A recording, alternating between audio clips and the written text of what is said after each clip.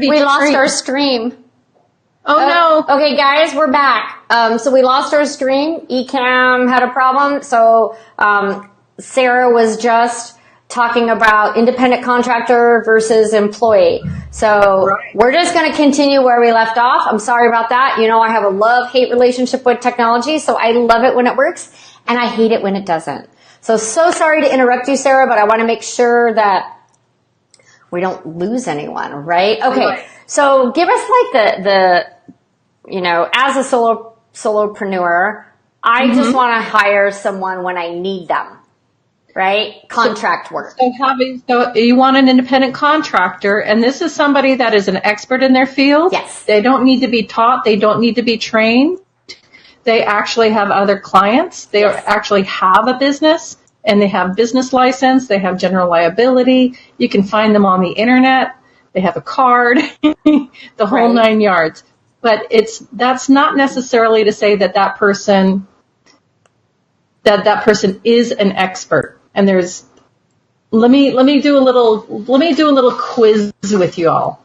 So for example, for an independent contractor, if you hire a person as an independent contractor and you both sign an agreement stating the person is an independent contractor, that agreement means the person is an independent contractor. Yes or no? Yes. I don't know. The answer is no. Employers often mistakenly believe that such an agreement automatically creates an independent contractor relationship. So that is one question out of 7. Oh, I think I'm losing you. Oh no. I see a halo. There's a beautiful halo around you, Mary. Okay, I still see you perfectly. Okay. So we might just be having, to the audience, we might be having some tech issues here. I don't know why. I'm at Haraha. We've got good Wi-Fi. So if you guys, if we lose you or if you can't hear or see us, please drop it in the comments because I am monitoring the comments. Okay. So like, can you break that down? So as a solopreneur, I need to answer those 7 questions. Is that what you're saying? This will definitely help you understand where you are legally, and just because somebody wants to be called an independent contractor, it doesn't mean that they are. And this is what the IRS and all these different agencies talk about, the right to control as part of it. But there's other elements as well regarding instructions, training. Is it an integral part of a hiring firm's regular business, or is this something that is different and outside of the normal work? There's no set working hours. It's not a continuing relationship like you discussed. And there's no set working hours. It's like, here's a little project, do it, send it to me, I'll pay you.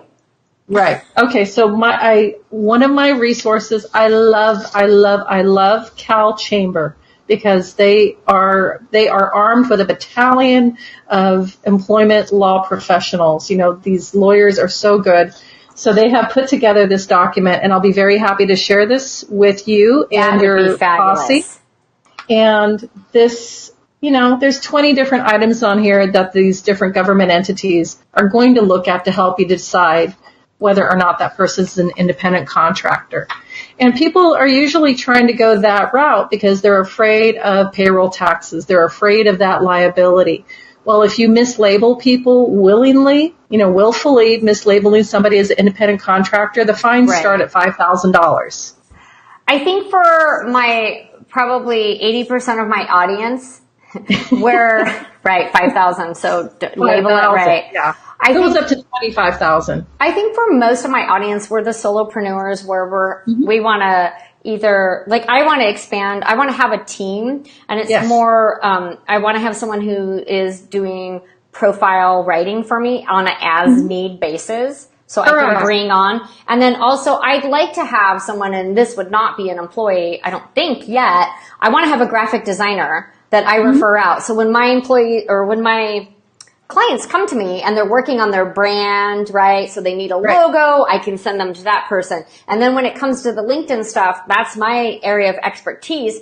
But because of my bandwidth, right, I can't write everyone's profile and do corporate training and everything. I've actually aligned with this one woman that I would like to bring on as a contractor and to piece that out. but how do I protect myself? Like, I don't want her to take my clients, right? Of course not. Of course not. No, there's some amazing resources. You know, in North County, we have some beautiful lawyer people that I know. Am I allowed to plug any names? Yes. Oh, this is a free-for-all. You can plug anyone you want, as long as they're reputable and nice. Absolutely reputable and nice. And her name is Kelly Bagla. And you know Kelly? She's a Hub member. I know. So Kelly is amazing. She's assisting me with my business, and she's assisting my clients with their business, with employment agreements, independent contractor agreements, and so on and so forth. So I'm thinking that I need an agreement to bring this person on. So you're saying I should reach out to Kelly and she could help me with this. She's already got it all figured out. I don't have to. Oh, she has completely dialed in. Yes. I love it. So after the show, I would love for you to drop her name in the comments with a link to her website or her LinkedIn profile or something, because I really am here to promote other business owners, right? I feel like we should all collaborate and work together. I agree. We have a question here. Amy wants to know, can you give an example of mislabeling an independent contractor? Oh my gosh. Well, that's just, no, it's like what I was starting to describe. It's somebody who isn't, they're not going to be performing work that's an integral part of everything that you do. They're an offshoot person. So a specific example of mislabeling. I think I just kind of said it in a roundabout way. Is there a certain number of hours? Like, No. So you can be an independent contractor and work 50 hours a week.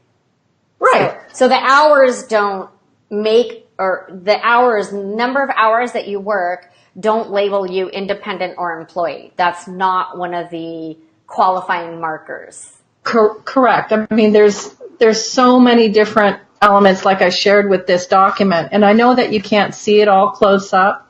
Can you share a link to that document? Is it a document on the web, out on the World Wide Web, or on your website, or? I'll provide it to you. I'll provide it to you as a PDF. Yeah. Thank you. No problem. I'm trying to think of the best way to answer that specific question. An example of willfully mislabeling. Oh, okay. A different industry perhaps would be helpful. For example, the trucking industry. Oh. And this is a huge issue. There's people who maybe are driving bread truck routes, and they are being directed and controlled, and they're not. What? Oh, wait, no, keep going. I have an example in my head, but keep going. Okay. No, let's go with what you had to say. Okay, so I have a comment from Paula, and then I have an example from my husband that I want to run by you. But Paula says, I was an IC independent contractor one time, but they told me the hours when I had to work. Is that being mislabeled? Yes. Paula, you are mislabeled. That's just part of it, but that's just part of it. So like for that business's requirements, maybe they require that independent contractor to be there, but normally it's the other way around. I don't go to my clients and tell them, I say, I'm going to come to you. This is when I'm available. They don't schedule me. I schedule them. So here's a question. I want to throw this out there because I think this is a real life event, and I think people always can relate to that. So my husband was hired by FedEx, but not by FedEx. Okay. So FedEx has sold off some of their routes, right? Mm-hmm. So he was a driver in a FedEx uniform and drove a FedEx truck, but he was an independent contractor for the person that, I don't know how to explain that. I probably didn't do a good job. No, but keep going. So I guess he actually worked for this person, but it's very misleading because he's driving a FedEx truck in a FedEx uniform, told where to go, what time to be there, had to work late. Like, it was crap. It was just crap. But, no health insurance, no none of the benefits that go along with being an employee. Right. And was there a contract signed stating how much he would earn? And did he have, he obviously didn't have control over his hours or what he did. So this is what the IRS is talking about, is the right to control the bulk of the work and the time. You're an independent person. You're an expert at what you do. You're driving the truck. You're doing the show. Okay. Yeah. So I'm just like, that was a real life example. And I'm like, well, you're told what to do, but yeah. So I have to ask him some more about that. Thankfully, he's not there anymore. So yeah. Thankfully. No, but a lot of people do this willful mislabeling because they're afraid of, what it would mean to pay payroll taxes and having to buy workman's comp insurance for their business. But the other side of it is so much more punitive. If you do it wrong, they will come after you. The government will come after you. And because you have all the wage violations going on and the insurance that you're avoiding, and it's not worth it. It's completely not worth it. And I have a very good friend. I'm going to do a little. I have another friend, Hadley, who's one of my insurance go-to people with workman's comp, and she and I consult on this topic pretty much every week. Oh, wow. Okay. That's good. So you can go in after the show and you can totally put their names in and links to their website or LinkedIn URL. That would be great. So another question. So obviously I need to have a legal contract if I want to bring this person on board. Correct. To write. I recommend it. I highly recommend it. To be like a ghostwriter, right? Well, yeah, absolutely. You're trying to cover your intellectual property, but Thank you. Yes, that's it. Before you do that, it would be really helpful to go through the bulk of what this independent contractor quiz is, so you understand what is and what isn't your responsibility. And you'll put that up as a PDF afterwards as like a bonus for all of us, because that would be really helpful. That's a good starting point. Now, I want to know what your opinion is on interns. Oh, pay them. Pay them? Yep. That was easy. Next. Okay, so that contradicts what some people say, that they should work for you first because they're interns like UCSD. I thought that Felina said, that they should work for you first before you pay them. Am I wrong? That's not something that I've heard before. Okay. The most direct and comfortable answer that I have based on my experience is that you're working with an intern. This is somebody that is learning a position, but they aren't going to be performing all the full duties of a position. So it's intent to be learned. And I really like how it's, you can affiliate it with a college or university, and they have very strict guidelines on how this works. Maybe I got that backwards in my head. But okay, so you should always pay an intern off the bat. I would do it. Minimum wage. I mean, you're really helping somebody to establish themselves within the working world. And what a great taste in the mouth, so to say, a good tasting cookie that you're baking. So is that person an independent contractor if the work is on the hours when they want to work? That's just one of the qualifying things. That's just one of the 20 odd. Okay. So I had an intern and they could do the work whenever they wanted. It wasn't an integral part of my business. Okay, so we're still talking about interns. So you're talking about an intern who's an independent contractor? Well, I'm asking, that's my question, is an intern an independent? No, an intern, if you pay an intern, they're an employee. So if I hire an intern, then they're an employee and I need to pay employee tax? Correct, and then have workman's comp. So remember that one of the distinctions that I discussed was, are you an expert in your field? An intern is not an expert in their field. Right. Okay. They're just learning. Okay. That's news to me. Okay. See, this is why, guys, this is why we have experts on, because we always learn something and it can help us stay out of trouble. Right? Well, can I show you something else? Yeah, sure. I love my Cal Chamber. This is their 2018 California Labor Law Digest. Okay. See that? Wow. No, I don't love that. That's way too much for me. This is why we HR. And then another thing that I thought would be important for people who are interested in hiring employees, there's 3 things they need to have. They need to have a solid employment agreement or offer letter. They need to have a legal job application, and I have to hide my client's name here. Okay. But it's just for demonstration purposes, but an employee handbook. Okay. Okay. And those, if you don't have those 3, you're already setting yourself up for a lot of risk, a lot of opportunity for things to fall through the cracks. So if we want to grow our businesses, we really need to have to hire employees and interns, whatever we're hiring, whoever we're hiring. We really need to do the due diligence and put the work in before we do that growth. Correct. And then one of the other things that I wanted to just throw out there too is that, like with everything when we own our businesses, whether we're solopreneur or we're deciding to hire employees, regardless, we have to have a plan, right? And we're creating recipes, Right. So this is my recipe that I wanted to share with you. Okay. So if your business is a chocolate cake, right? I love it. Okay, your business is a chocolate cake. You're going to bake this chocolate cake. You're going to have the best cocoa, sugar, the best beautiful organic eggs, the whole 9 yards. So when you have your business, you're putting this cake together. When you forget to include chocolate in your cake, that's like forgetting to put human resources in your business. Oh, I like that analogy. You're welcome. That's me. Thank me and my you. chocolate cake. You're welcome. So if you don't have it, it's not really a chocolate cake. It kind of looks like it, but it's never going to taste like it. It's not going to be that. Right. So part of the plan for anybody, there's checklists for days in human resources, but specifically we do have recruiting checklists. So it helps you go through the due diligence of, who is this person? What are they going to do? How much can we pay them? Et cetera, et cetera. I have a 4-page checklist. Oh my gosh. So that's way too much for me.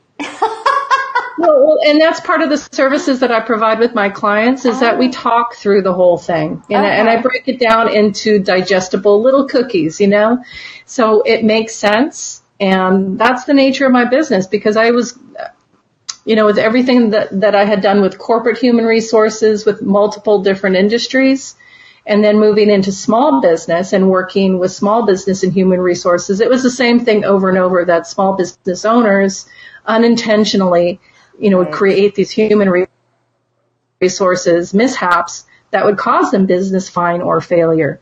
And that's really why I'm doing what I'm doing, because I want people to succeed. Right. So you want to help set us up for success. Correct. Absolutely. Okay. Absolutely. And so you work with entrepreneurs, small business, you left the corporate world, you took all of your expertise, branded yourself now as this HR clear solutions, which is fabulous, to help the entrepreneurs. Do you work, what are your favorite type of clients like to work with? The ones that know they need help. I bet there's a whole bunch of people that don't know they need help. Well, and that's I've had those situations where these owners, they just stick their hands on their hips and they stick their boots in the mud and they said, I'm not going anywhere. And like, okay, well, enjoy that lawsuit because you're going to get another one. Yeah. Unfortunately, most people do come my way after something disastrous has happened to their business. Right. So my favorite clients are the ones that know that they need help. But my most favorite are the ones that are starting their business from scratch and they understand the importance of human resources and minimizing their risk. Awesome. Well, I have some people watching that have started their business. I know that one guy was on here tonight watching and he's got a couple staff members bringing on that would be independent contractors, I believe. So, Victor, this is going to be really helpful for you. And once Sara posts the PDF, we can both sit down and look at it and see where we fall when we're looking to hire people, if they're employees or independent contractors, or how to properly bring on interns. So this has been an eye-opener for me, for sure. I didn't realize a couple things. So Thank you very much. I'll appreciate it. Do you have any last minute tips that you want to throw out or any other resources, or how does someone work with you? Like, what are the first steps? We speak on the phone and I ask them, how are you doing? How's your business? Are you sleeping at night? Okay. Are you ready to develop a human resources foundation that's going to honor your business and it's going to honor your employees? Because this is what we're doing.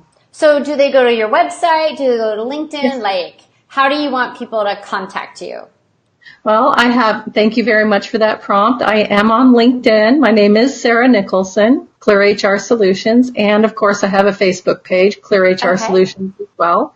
And my website is Clear HR Style. I like it. A little pizzazz there, a little style. A little pizzazz. So find me either way. You can also send me an email at clearhrsolutions@gmail.com. Perfect. Well, guys, this is going to wrap up the Facebook Live show for tonight. Thank you so much, Sara, for dropping in and sharing bite-sized tips on how to be savvy in our HR needs. So I know that I have a few things to look at. And Sara's going to go in and she's going to provide the PDF and also the links to those people that she was mentioning, like Kelly and what was the other one? Hadley. So we're going to have links there so you can reach out. And if you want to reach Sara, I think the information's in the event here, but Sara's going to go in later and she'll go ahead and just drop all of her contact information in so you can contact her whatever platform that you prefer to do. And just remember, guys, that I'm here the first and third Wednesdays of the month at 7 p.m. Pacific Daylight Time right now. And in May, we are having Mastermind May. I have Mastermind Barbara Eldridge, who does Mind Masters. She'll be the first show. And the second show is Sean Quintera. How could I forget about him? So I have some amazing guests coming up in May, so please follow me. And the LinkedIn Labs are gone, but the LinkedIn, Your Recipe for Success on LinkedIn, that online course is launching the end of May. And rumor has it that there's going to be a 50% off discount for early bird registration. If you're interested in a class that teaches you everything from A to Z on LinkedIn with video tutorials, PDFs, and live office hours every week so you get your questions answered, just drop a comment below or hop over to my website and jump on the waiting list. Okay, we gotta run because we got some celebrating to do. As you can see, we're saying goodbye. We're toasting goodbye to the LinkedIn Lab. So cheers, Sara. Thank you. Cheers. Thank you for joining me, and we will talk to you guys all later. Ciao. Aloha, everybody.